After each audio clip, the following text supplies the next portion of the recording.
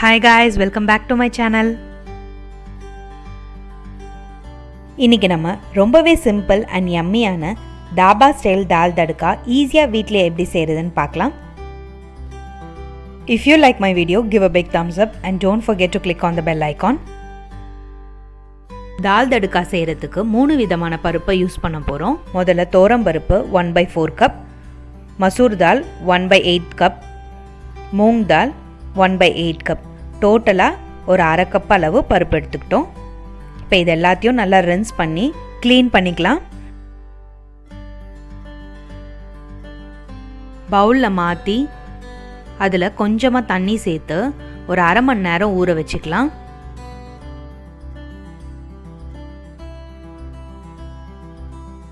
அரை மணி நேரம் ஊறினதும் ப்ரெஷர் குக்கரில் ட்ரான்ஸ்ஃபர் பண்ணிக்கலாம். பருப்பு வேகிற அளவுக்கு தண்ணி சேர்த்துக்கலாம். அதோட கொஞ்சமாக மஞ்சத்தூளும் உப்பும் சேர்த்து மிக்ஸ் பண்ணிக்கலாம். ப்ரெஷர் குக்கரை கவர் பண்ணி ஒரு 4 விசில் விட்டுக்கலாம்.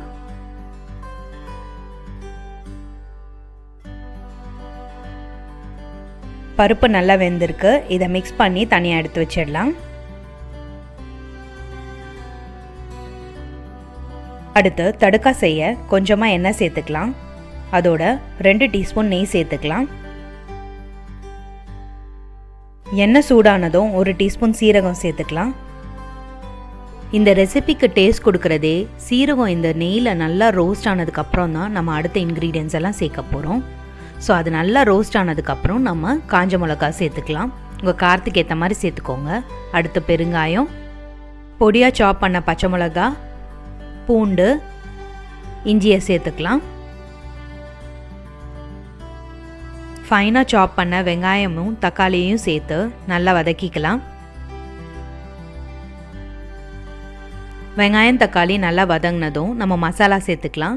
1 டீஸ்பூன் மிளகாய்த்தூள், 1 டீஸ்பூன் தனியாத்தூள், அரை டீஸ்பூன் கரம் மசாலா, அரை teaspoon dry mango powder, amchur பவுடர்னு சொல்லுவாங்க, அரை டீஸ்பூன் மஞ்சத்தூள், 1 டீஸ்பூன் கசூரி மேத்தி, கொஞ்சமாக கருவேப்பிலை சேர்த்து எல்லாத்தையும் நல்லா மிக்ஸ் பண்ணிக்கலாம்.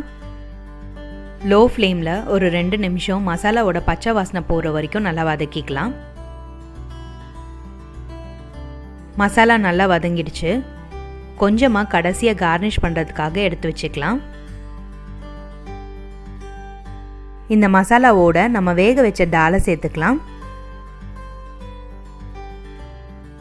கொஞ்சமாக தண்ணி சேர்த்து எல்லாத்தையும் நல்லா மிக்ஸ் பண்ணிக்கலாம்.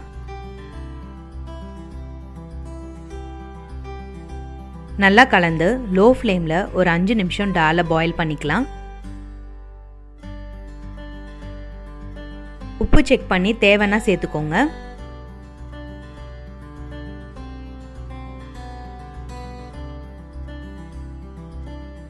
பாயில் ஆனதும் ஃப்ளேமை ஆஃப் பண்ணிவிட்டு கொத்தமல்லி சேர்த்துக்கலாம்.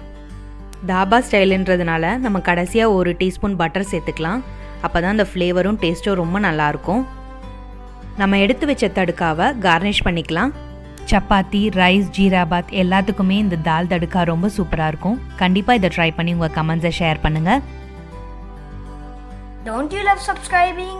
Please subscribe to our channel rasithurusi.